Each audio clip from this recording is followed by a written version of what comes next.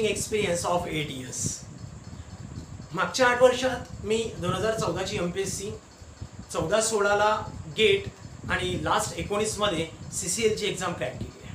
Okay, last लेक्चरपासून आपण चालू केलं होतं एस्टिमेटिंग अँड कॉस्टिंग. आणि एस्टिमेटिंग अँड कॉस्टिंग ज्या वेळेला आपण चालू केलंय लास्ट लेक्चरमध्ये, त्यावेळेला मी त्याचे इंट्रोडक्शन तुम्हाला दिलंय.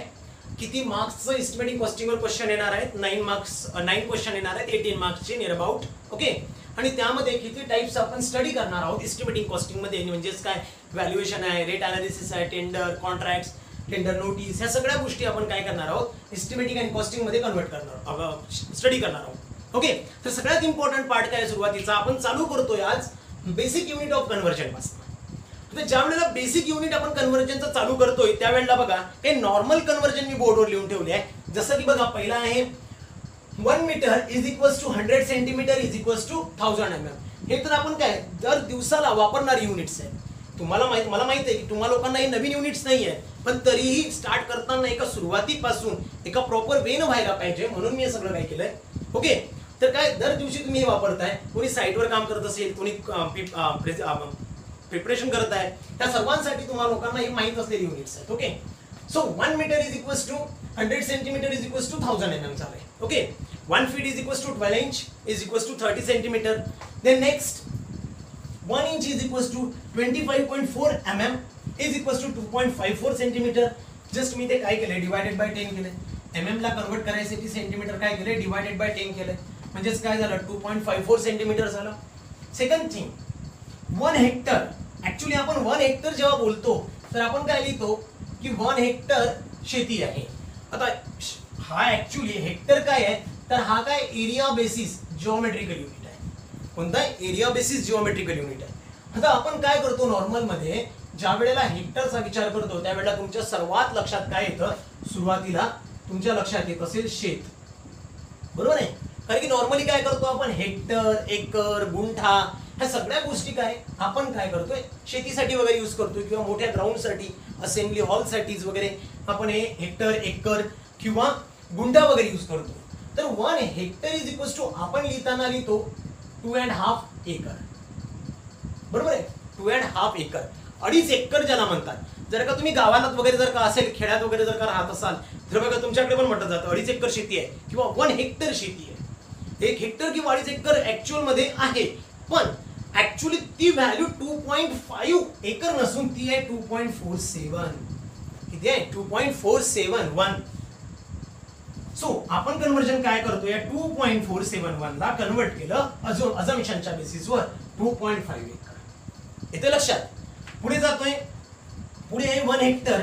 आता एका हेक्टरला जर का मी कन्वर्ट करायचं म्हटलं तर ते झालंय एकर मध्ये 2.5, पण तोच जर का एरिया मला कन्वर्ट करायचा असेल मीटर स्क्वेअर मध्ये तर ते असते 10,000 square metre.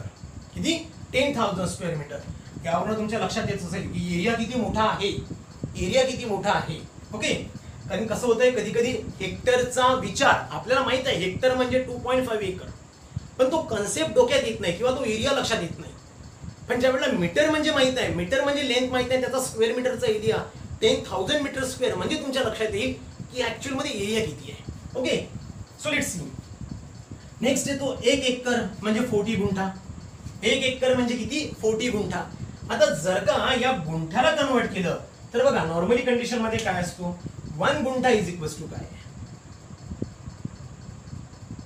1 guntha is equals to 33 feet by 33 feet.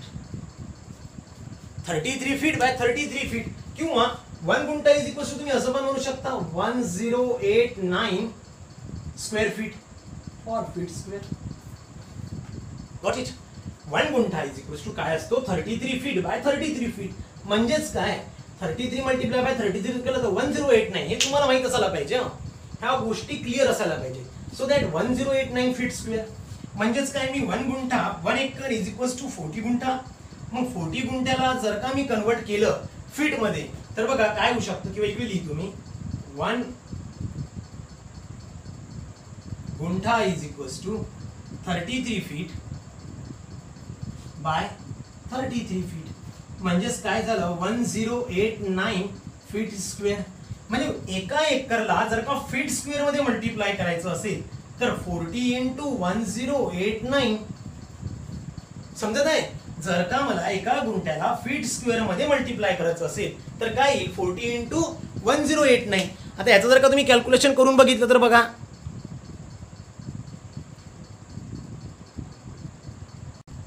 तर हे येतं 43560 स्क्वेअर फीट.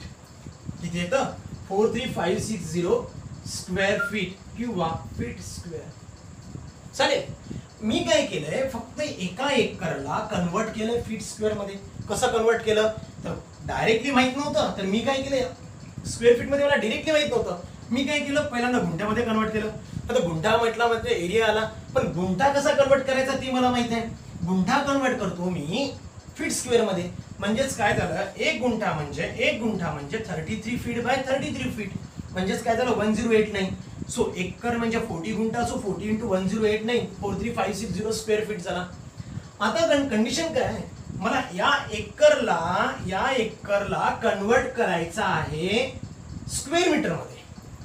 कशात कन्वर्ट करायचं आहे स्क्वेअर मीटर मध्ये. आता बघा साधं सिंपल कंडिशन आहे. आता तुम्हाला माहित आहे 1 metre is equals to 3.28 feet. 3.28 feet. Suppose to be that जर का 1 चा स्क्वेअर केला 1 मीटर स्क्वेअर केला तर इकडे पण तुम्हाला काय करावं लागेल 1 चा स्क्वेअर सगळ्याचा स्क्वेअर करून टाका. म्हणजे काय झालंय 1 metre square is equals to 3.28. आता 3.28 जर का काढला तर हा येतो 10.75 स्क्वेअर फीट. म्हणजे 1 metre square is equals to किती झाला 1 metre square is equals to काय झाला 10.7 square feet. 10.7 square feet. Now we know that. आता बघा कन्वर्ट किती करायचं आहे 1 metre square is equals to 10.75. Actually तो 75 पुढे पण व्हॅल्यू आहे पण near about 75 square feet. Okay. आपल्याला काय करायचं कन्वर्ट मीटर स्क्वेअर मध्ये. म्हणजेच काय मी इथे एक्स अजून करतो. किती आहे टोटल किती आहे 43560 स्क्वेअर फीट आहे. बरोबर आहे. So 1 metre square is equals to 10.75 means how much metre square for the 43560 square feet. So जर का तुम्हाला काढायचं असेल तर काय करा 43560 डिवायडेड बाय 10.75 करून बघा. आणि जर का तुम्ही 43560 जर का त्याला डिवाइड केलंच तर बघा जर का मीटर स्क्वेअर मध्ये काढायचं असेल तर तो येतो near about x is equals to 100 metre square. किती येत आहे 100 metre square. Got it. Sorry my fault. इथे काय येतो 100 नाही 4052 स्क्वेअर मीटर येतो. ओके. पण जर का तुम्ही कॅल्सी मध्ये म्हणा किंवा बाकी युनिट कन्वर्जन मेथड जर का बघितलं तर कंडिशन मध्ये काय येतो 1 एकर इज इक्वल्स टू आपला किती आला होता 4052 स्क्वेअर मीटर. पण ऍक्च्युअल मध्ये जर का बघितलं तर 1 एकर इज इक्वल्स टू असतो 4046.81 स्क्वेअर मीटर. किती असतो 4046.81 स्क्वेअर मीटर.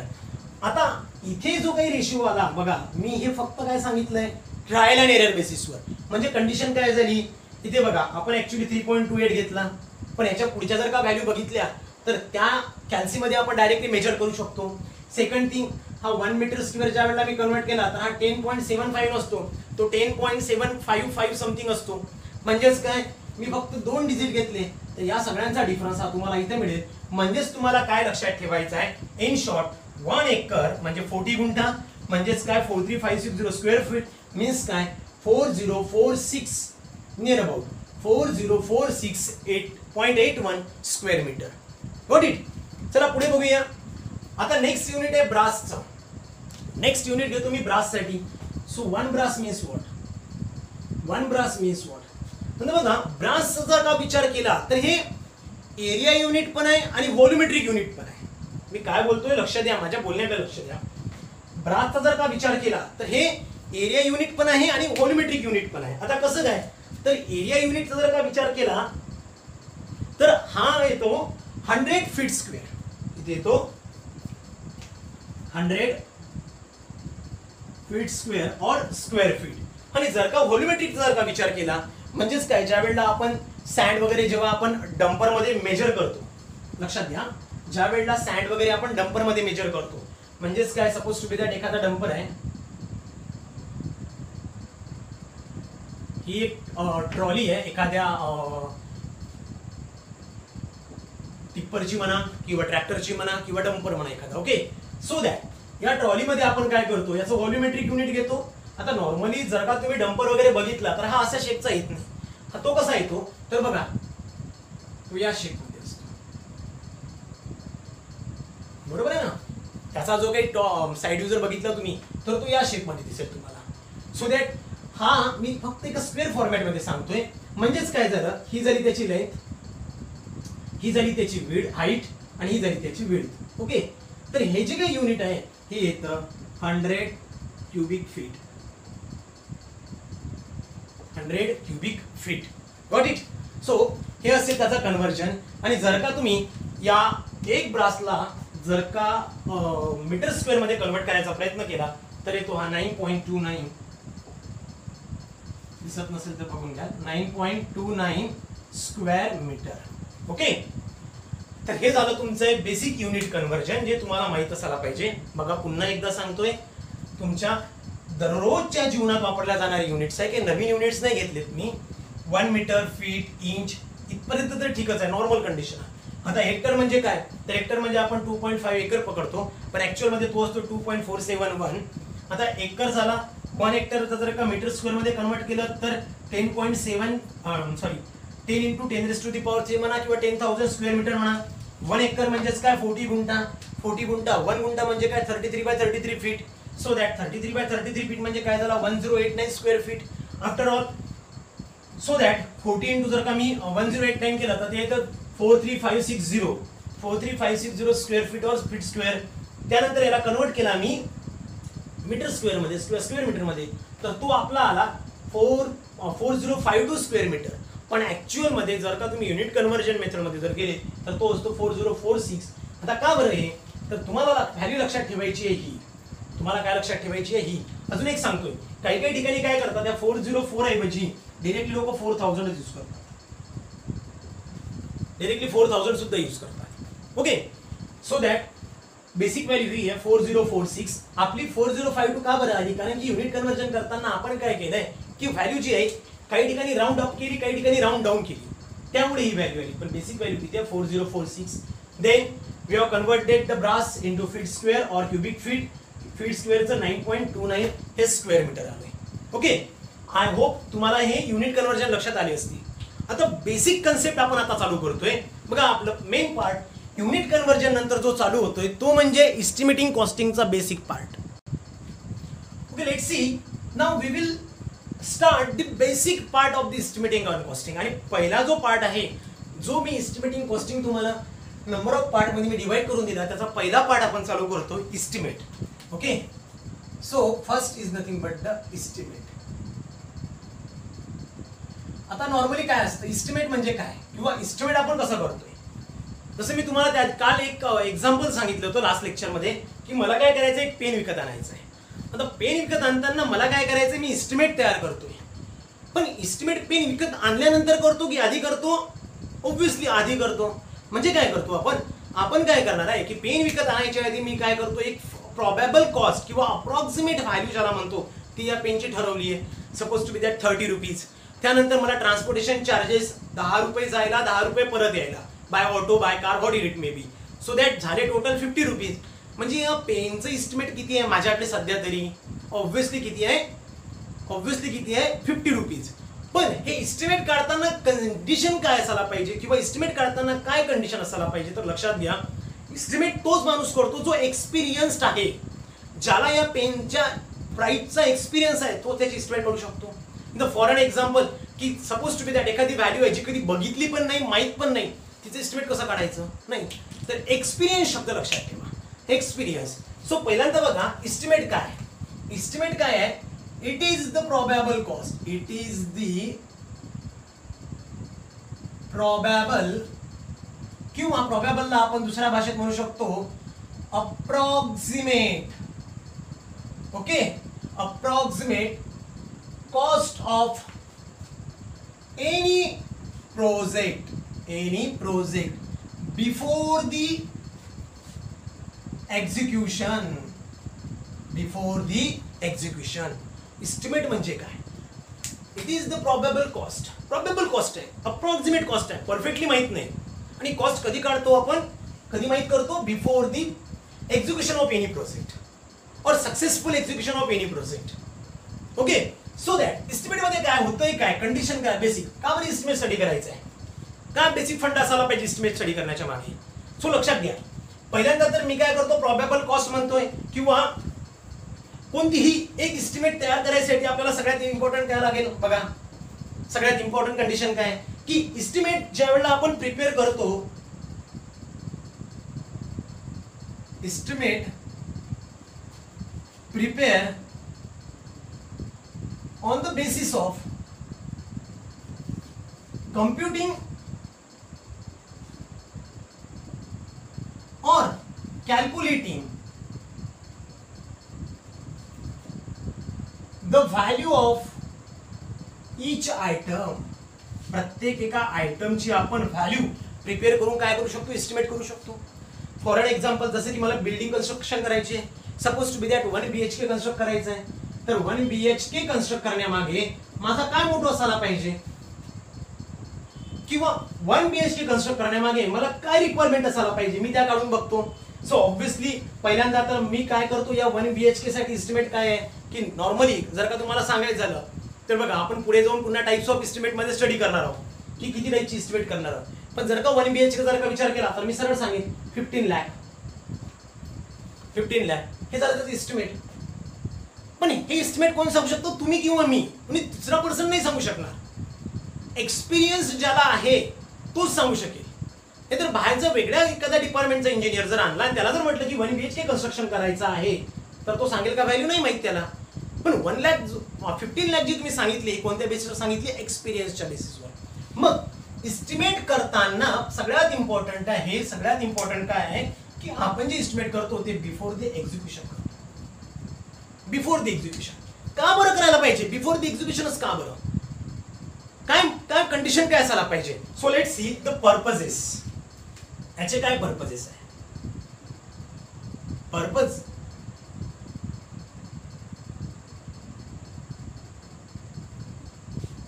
काय पर्पज आहे. तर बघा, फर्स्ट कंडिशन, पहिली कंडिशन काय, to work out the quantities.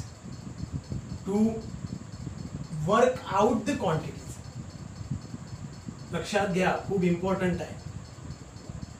Workout the quantities. प्रत्येक एका पर्टिक्युलर कंडिशनची तुम्हाला क्वांटिटी माहित असायला पाहिजे. जसं की suppose to be that 1 BHK माहित तुम्ही कन्स्ट्रक्ट करताय, तर 1 BHK मध्ये तुम्हाला कोणत्या क्वांटिटीचे कसे मेजरमेंट असेल ते तुम्हाला माहित असायला पाहिजे. सो दॅट त्यासाठी आपण काय करतो, पहिल्यांदा क्वांटिटीसाठी आपण काय करतो, एस्टिमेट करतो. Second, to no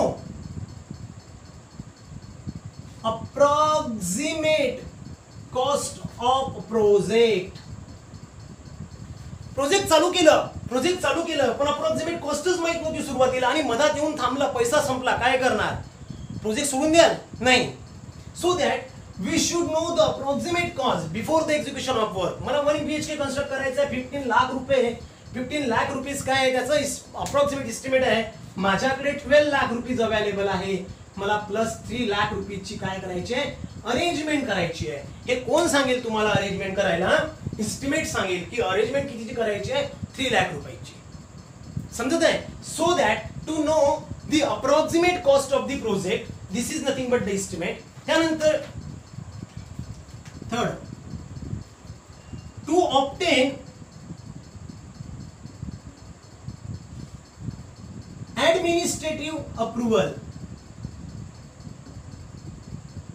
administrative approval आणायचं आहे आपल्याला. त्यासाठी काय लागेल, तुम्हाला एस्टिमेट करून घ्यावं लागेल. Otherwise without estimate we can't approve our project. So that we should know that estimate or approximate estimate for this purpose. Fourth number, to know the requirement of tools and plans. tools and plants. Now let's see how much tools we required and how much plants we required. हे काय कधी समजेल तुम्हाला इस्टिमेटच्या बेसिसवर की कोणत्या टाईपचे estimate लागेल, कोणत्या टाईपचे इस्टिमेट मध्ये कोणते टूल्स लागणार आहे, कोणते प्लांट्स लागणार आहे, त्यासाठी त्याची रिक्वायरमेंट्स काय असेल हे तुम्हाला आधी समजेल. नाहीतर प्रोजेक्ट सुरू झाला आणि मधात समजलं की आपल्याला एखाद्या वस्तूची गरज आहे तर चालणार नाही. सो दॅट ह्या गोष्टी तुम्हाला काय माहित असायला पाहिजे, आधी समजायला पाहिजे.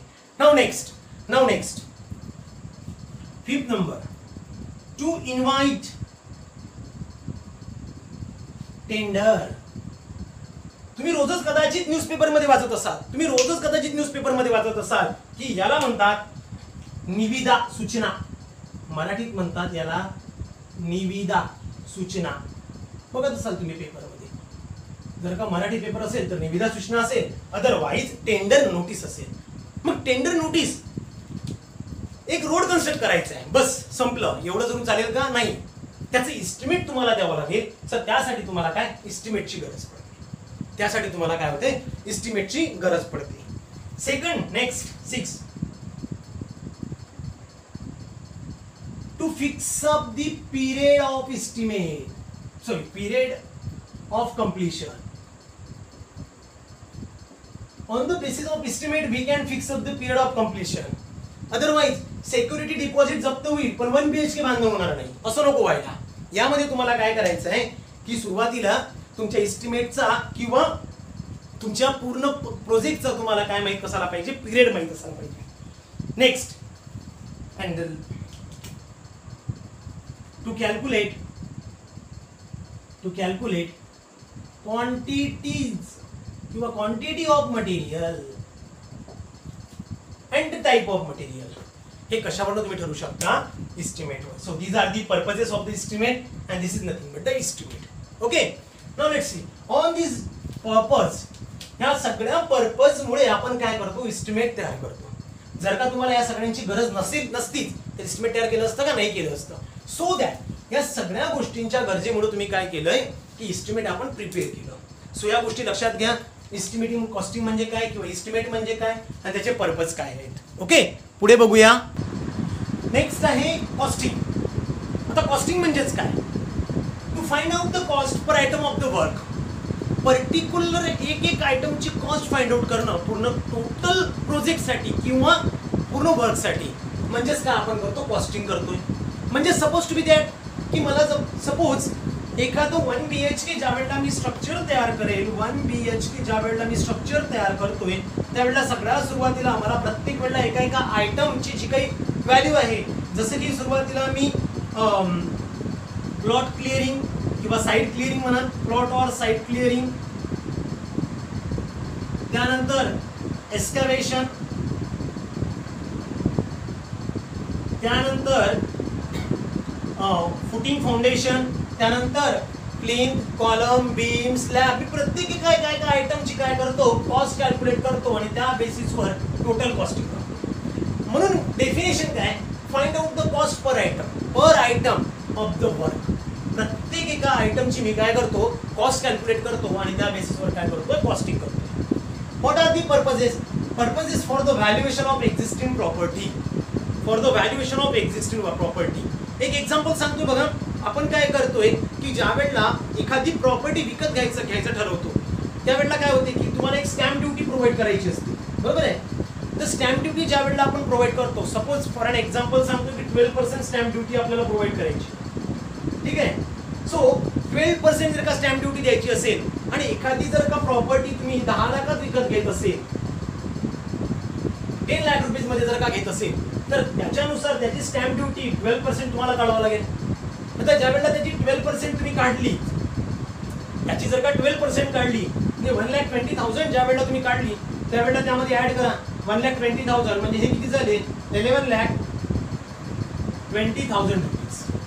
मग कधी कधी काय होतं की लोक काय करतात की स्टॅम्प ड्युटी वाचवण्यासाठी किंवा हा जो 1,20,000 आहे ते टोटल प्लॉटची प्रॉपर्टी कदाचित 5 लाख रुपीज कॅश देऊन सुद्धा बंद करू शकतात. पण यासाठी काय केलंय, गव्हर्नमेंटने काय केलंय, प्रत्येक एका एरियाच्या प्रॉपर्टीची व्हॅल्युएशन करून ठेवलंय. त्या व्हॅल्युएशन पेक्षा कमी येऊ शकत नाही. त्या व्हॅल्युएशन पेक्षा कमी येऊ शकत नाही. सो या कंडिशनसाठी तुम्हाला काय लागतं, कॉस्टिंग लागतं. त्यानंतर second, average finance of the proposed work. की एखाद्या प्रपोज्ड वर्कसाठी ज्या वेळेला तुम्ही फायनान्स घेता किंवा अजून याच्यासाठी व्हॅल्युएशन मध्ये काय मिळू शकतं, की जेव्हा व्हॅल्युएशन आपण करतो ते कशासाठी करतो, की मॉर्गेज कंडिशनसाठी करतो. ज्या वेळेला आपल्याला एखादी प्रॉपर्टी एखाद्या बँकेकडे एखाद्या कंपनीकडे जर का मॉर्गेज करायचं असेल त्यावेळेला सुद्धा व्हॅल्युएशन कमी येतं. So finance of propose work हे सुद्धा त्याचं सेकंड एक्झाम्पल पर्पज झाला कशाचा, कॉस्टिंगचा. तर त्यासाठी आपण काय करतो, कॉस्टिंग करतो. ओके. सो नेक्स्ट पार्ट आहे याचा बघा. The next part of the estimating is the data required for estimating. की आपण ज्या वेळेला एस्टिमेट करूया त्यावेळेला कोणत्या टाईपचा डाटा आपल्याला लागणार आहे, काय लागणार आहे, हे सगळे यामध्ये आपल्याला स्टडी करायचं आहे. तर बघा कंडिशन बघा. फर्स्ट डाटा जो मला लागेल बघा, फर्स्ट जो डाटा लागेल तो आहे ड्रॉइंग. फर्स्ट काय आहे, ड्रॉइंग. आता यामध्ये बघा ड्रॉइंग मध्ये काय, whatever the drawing, plan, elevation, section हे सगळे काय असायला पाहिजे, क्लिअर डायमेन्शन असायला पाहिजे.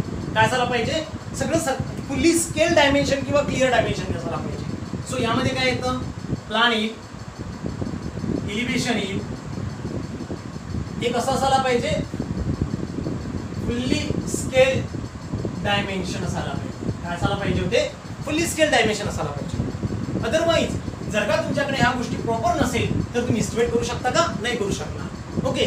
त्यानंतर जे काही डायमेन्शन आहे ते फुल स्केल डायमेन्शन असायला पाहिजे.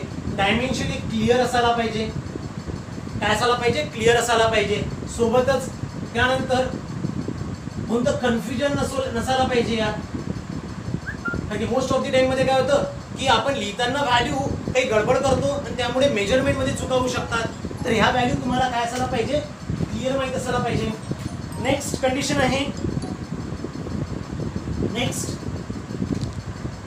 सेकंड नंबर आहे specification.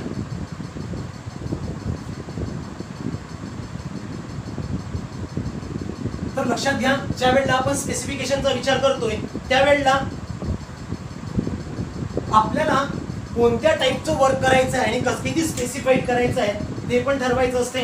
So that let's see nature of work, nature of work, then quality of work, की कोणत्या टाईपच्या नेचरचं वर्क आहे त्याची क्वालिटी कशी राहणार आहे.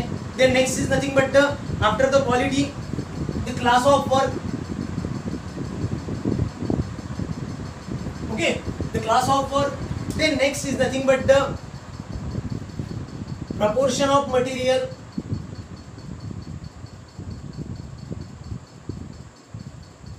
proportion of material. ह्या सगळ्या ज्या गोष्टी येतात त्या येतात स्पेसिफिकेशन मध्ये.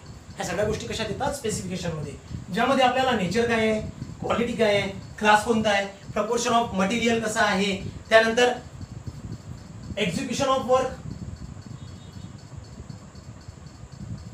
ह्या सगळ्या गोष्टी कुठे येतात, स्पेसिफिकेशनच्या अंडरमध्ये येते. जर का पूर्ण पेपर व्यवस्थित बघितले असेल, जर का तुम्ही पूर्ण पेपर जर का व्यवस्थित बघितले असेल तर लास्ट टाइमच्या WRD जेईच्या एक्झाम मध्ये, WRD जेईच्या एक्झाम मध्ये स्पेसिफिकेशनवर एक क्वेश्चन आला होता. स्पेसिफिकेशनवर एक क्वेश्चन आला होता आणि त्यामध्ये execution of work, execution of work जो काही हा फंडा आहे हा त्यामध्ये एक ऑप्शन म्हणून होता. हा कोणाचा पार्ट आहे, तर एक्झिक्युशन ऑफ वर्क हा स्पेसिफिकेशनचा पार्ट आहे. लक्षात ठेवा, त्या मागच्या वेळेला WRD जेई मध्ये हा एक क्वेश्चन आला होता स्पेसिफिकेशनवर. तर एक्झिक्युशन ऑफ वर्क हा एस्टिमेट मध्ये कोणाचा पार्ट आहे, तर स्पेसिफिकेशन पार्ट आहे.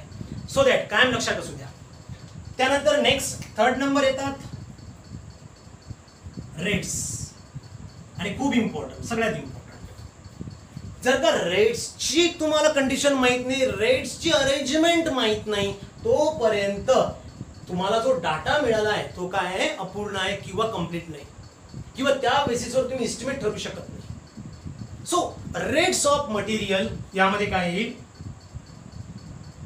रेट्स ऑफ मटेरियल, ज्यामध्ये आपण काय करतो 50 to 60% cost of construction complete करतो. या रेट्स मध्ये सगळ्यात इम्पॉर्टंट कोण आहे, मटेरियल इम्पॉर्टंट आहे. ज्याला आपण असं म्हणू शकतो की मेजर फॅक्ट कोण करतं, तर मेजर फॅक्टर जर का मला जर का काढायचे असेल तर मी काय करेन, मटेरियल, लेबर अँड स्पेसिफिकेशन हे काय करेल यामध्ये काढेल, कुठे मेजर मध्ये.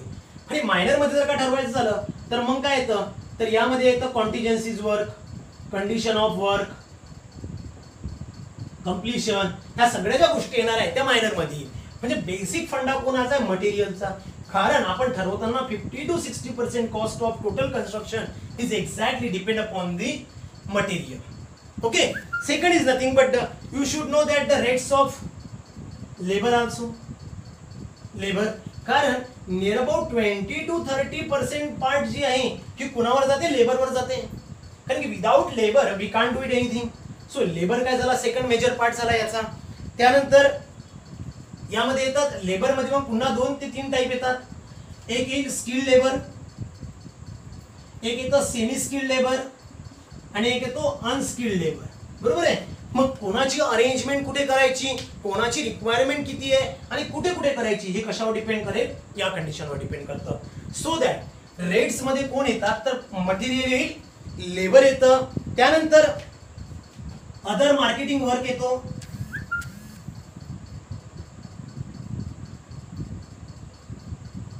अदर मार्केटिंग वर्क येतात, ज्यामध्ये तुम्ही काय करू शकता की जे कॉन्टिन्युअस वर्क म्हणू शकतो आपण, जे ट्रॅव्हलिंग एक्सपेन्सेस झाले, मोबाईल झालं, तिथे असणारं सिक्युरिटी गार्ड झालं, स्टेशनरी झाली, बाकीच्या सगळ्या काही वर्क आहे हे काय येतं, अदर मार्केटिंग वर्क मध्ये येतं. तर या सगळ्यांची आपल्याला काय माहित असायला पाहिजे, रेट्स माहित असायला पाहिजे. आणि त्याच बेसिसवर आपण काय करू शकतो, एक डाटा रिक्वायर्ड करू शकतो इस्टिमेटसाठी. या 3 जर का गोष्टीपैकी एक जरी गोष्ट कमी असेल तरी तुम्ही इस्टिमेट करू शकत नाही. बरोबर आहे. काय लागेल, पहिल्यांदा drawing, second number specification, third number rate. या तिन्ही गोष्टी इम्पॉर्टंट आहे, त्याशिवाय आपण हे परफॉर्म करू शकत नाही. एक लक्षात ठेवा, कोणामध्ये कोण आहे, तर होऊ शकतो तुम्हाला स्पेसिफिकेशनचा जर का पार्ट विचारला तर होऊ शकतं स्पेसिफिकेशन मध्ये तुम्हाला ते फुल स्केल डायमेन्शन पण देऊ शकतात. ओके, फुल स्केल डायमेन्शन देतील. सपोज टू बी क्वेश्चन विचारताना काय विचारेल, what are the parts of specification under the estimate. होऊ शकतं पहिला आला full scale dimension, option A. Option B आहे execution of work, option C आहे other material work, none of this, all of this. So your answer should be a execution of work. कोणत्यामध्ये काय येतं हे इम्पॉर्टंट आहे, लक्षात घ्या. Next part आहे आपला. चला मित्रांनो, नेक्स्ट पार्ट बघूया आपला वर्क प्रोसेस. जो आपण इस्टिमेट करू त्याची वर्क प्रोसेस काय असायला पाहिजे किंवा कशी असायला पाहिजे. बघा, जवळपास तुम्ही इंजिनिअरिंग झाल्यानंतर किंवा इंजिनिअरिंग चालू असताना असे बरेचसे तुम्हाला समाजात लोक दिसतात की जे आपली कधी कधी सिरियसनेसने विचारतात, काही लोक मजाक घेऊन विचारतात. बरोबर आहे. तुमचा अनुभव मला माहित नाही, पण माझा आलाय बराचदा असा अनुभव की अरे बाबा रे, एखादं 2 BHK 2 रूम काढायचे, सांग बरं किती रुपये लागतील. म्हणजे नुसतं तुमचं नॉलेज जज करायसाठी किंवा तुम्हाला जज करायसाठी ते लोक तुम्हाला विचारत असेल. होऊ शकतं काही जण ते सिरियसली असतात, ते विचारतात. मग ती प्रोसेस कशी असायला पाहिजे, तर पहिला पार्ट आहे त्यामधला preparation of approximate estimate. Preparation of approximate estimate. मी आताच तुम्हाला सांगितलंय की काही लोक जे तुम्हाला विचारतात की किती रुपये लागतात, तर ते बेसिस करते अप्रॉक्सिमेट इस्टिमेटच्या बेसिसवर. बरोबर आहे. आता अप्रॉक्सिमेट इस्टिमेट काय, इथे जो आलेला डिटेल इस्टिमेट काय, हा पार्ट आपण पुढच्या लेक्चरमध्ये बघणारच आहोत. पण त्याआधी एक प्रोसेस बघतोय काय आहे ते. पहिला पार्ट जो आहे तो प्रिपरेशन ऑफ अप्रॉक्सिमेट इस्टिमेट. आता सगळ्यात सुरुवातीला आपण काय करतो, अप्रॉक्सिमेट इस्टिमेट काढतो. आता अप्रॉक्सिमेट इस्टिमेट फॉर 1 BHK मी सांगितलं तुम्हाला 15 lakh rupees, suppose to be that. काय झालं, 15 लाख रुपीज. हे झालं अप्रॉक्सिमेट इस्टिमेट. द व्हॅल्यू ही 15 लाख जी झाली ही वाढू पण शकते किंवा कमी पण होऊ शकते. ही एक्झॅक्ट व्हॅल्यू आहे का, नाही आहे. पण असे काही लोक आहेत ज्यांचा एक्सपिरियन्स मोर दॅन 30 इयर आहे, त्यांचं अप्रॉक्सिमेट इस्टिमेट आणि डिटेल इस्टिमेट जे आहे ते सेम आहे. कारण की मी आधी बोललो, आपण इस्टिमेट कोणाचा करू शकतो, ज्या गोष्टीचा तुम्हाला एक्सपिरियन्स आहे. बरोबर आहे. नाहीतर जी गोष्ट माहीतच नाही, जी कधी पाहिलीच नाही, जिचा अनुभवच नाही आहे, तिचा एक्सपिरियन्स करणं शक्य नाही आहे. एक्सपिरियन्स कोणाचा करू शकतो आपण, जिचा आपल्याला इस्टिमेट कोणाचा करू शकतो, जिचा आपल्याला एक्सपिरियन्स आहे किंवा अनुभव आहे. तर सगळ्यात सुरुवातीला मला काय, प्रिपरेशन ऑफ अप्रॉक्सिमेट इस्टिमेट. चला, अप्रॉक्सिमेट इस्टिमेट झालं. त्यानंतर काय की त्याचं ऍडमिनिस्ट्रेशन अप्रुव्हल आपल्याला बघायचं आहे, जागेचं, प्लॉटचं, स्ट्रक्चरचं, जो काही प्रोजेक्ट असेल त्याचं. तर ऍडमिनिस्ट्रेशन अप्रुव्हल आहे का, अप्रुव्हल आहे, गो अहेड. नाही आहे तर अप्रूव्ह करून घ्या. Second thing, after the approving we have to calculate the detail estimate. मग आपल्याला काय करायचं, प्रत्येक एक item bit by bit, part by part आपल्याला कॅल्क्युलेट करायचं आहे. सपोज टू बी दॅट यामध्ये मी काय करतोय, की बघा तुम्ही स्टडी केलं असेल इंजिनिअरिंगमध्ये 3 टाईपच्या शीट आपण स्टडी केल्या. पहिली केली मेजरमेंट, सेकंड केली ॲब्स्ट्रॅक्ट आणि लास्ट केली फेस. ह्या जेव्हा शीट तुम्ही स्टडी केल्या त्यामध्ये फेस शीट मध्ये काय होतं की आपण पूर्ण स्ट्रक्चर इन नियर अबाउट 2 ते 3 पार्ट मध्ये डिवाइड करतो. जसं की मेजरमेंट शीट मध्ये काय करतो आपण प्रत्येक बीट बाय बीट घेतो. ॲब्स्ट्रॅक्ट मध्ये काय करतो तर त्याची कॉस्टिंग करतो. आणि फेस शीट मध्ये काय तर टोटल स्ट्रक्चरला 1 ते 2 पार्ट मध्ये जसं की सुपर आणि सब. आता याच्या कॅल्क्युलेशन करतो. तर सुपर मध्ये काय, सब मध्ये काय येतं तर पहिल्यांदा येतं एस्कॅव्हेशन, त्यानंतर येतं फाउंडेशन.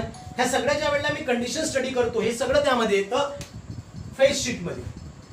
यामध्ये सब मध्ये काय आलं मग एस्कॅव्हेशन आलं, त्याचं फुटिंग आलं, सगळ्या गोष्टी आल्या. लेवल पर्यंत येईपर्यंत इथे येईपर्यंत मला नियर अबाउट लागले 5,25,000. 5,25,000. पुढे आलो मी सुपरस्ट्रक्चर मध्ये. सुपरस्ट्रक्चर मध्ये आल्यावर नंतर मला काय लागले, किती लागलेत, हे लागलेत 8,75,000.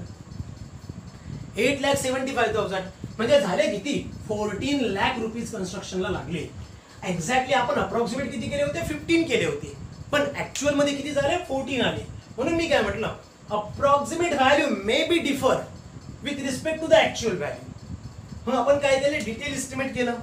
मग डिटेल इस्टिमेट केलं 14 लाख.